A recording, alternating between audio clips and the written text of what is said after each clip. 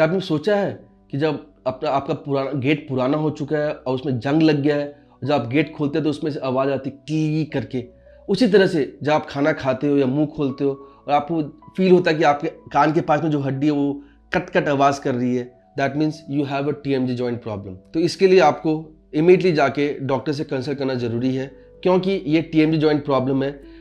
अगर आप initial stage में चले गए जहाँ पर जॉइंट प्रॉब्लम जस्ट बिगिन होता है, तो इसको आप बेसिक फ्यू प्रिकॉशनरी मेजर्स लेके just like other joint of the body आप उसको ठीक कर सकते हैं विदाउट एनी सर्जिकल इंटरवेंशन। तो इसलिए आप इमीडिएटली जाइए और जब आपको लगे क्लिक साउंड है या मुंह जबड़ा टेढ़ा हो रहा है खुलते वक्त या बंद करते वक्त, या आपका मुंह नहीं खुल रहा, तो आप इमीडिएटली जाके डॉक्टर को कंसल्ट कीजिए। और अगर आप इनिशियल स्टेज में नहीं जाते हैं और आप इसको डिले करते हैं और अगर ये ग्रेड 4 तक पहुंच जाता है या स्टेज 4 तक पहुंच जाता है, तो ये सर्जरी के रूप में चला जाएगा। इसलिए बिफोर टू अवॉइड सर्जरी आप इनिशियली जाके डॉक्टर को कंसल्ट कीजिए।